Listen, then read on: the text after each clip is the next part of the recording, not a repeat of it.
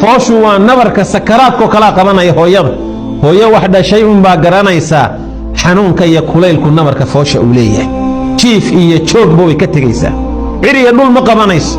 ma fadhiisan karto ma istaagi karto ma jiifsan karto mar labada loo bay dhiganaysaa mar meel bay cuskanaysaa waa caynka saasi ku dhalaysaa wahnan ala wahnin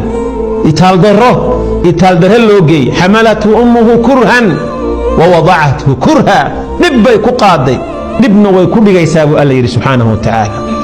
sidaas ilaahay ugu tala galay wa fisaluhu fi aamayn gurintiisa naaska laga guriyo mar adhaxday ku sidaa mar ibtay ka jaqsiinaysaa marna uurkay ku sidaa mar waxan baarsan tahay mar naaskay u dhigaysaa mar calooshay ku sidaa